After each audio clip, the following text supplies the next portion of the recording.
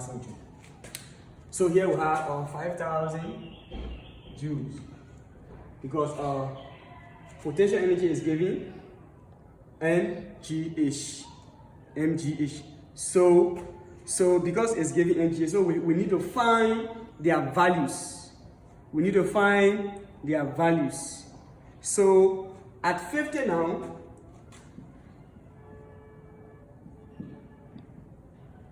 at 50, because it says calculate the connected energy and its velocity after falling 50 meters. So we say at 50 now, potential energy is equal to kinetic energy. At 50. At 50. Potential energy now is equal to kinetic energy at 50. So now our next step is going to be, now potential energy at 50.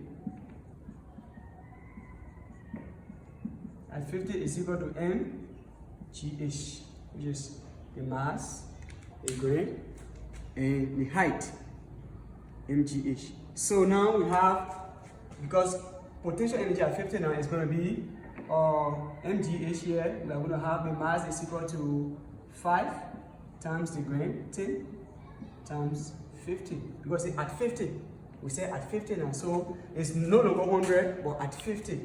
So here we have 5 times 10 give us 50, 50 times 50 give us 2,500. So here is going to be equal to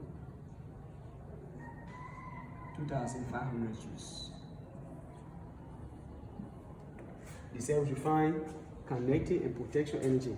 So here we say at 50 now, kinetic potential energy is equal to kinetic energy. And we say PE now is at 50 equal to mgh. So the mass is 5 and the grain is 10 and the height here is 50. So we say 5 times 10 give us 50, 50 times 50 give us 2,500, which is 25.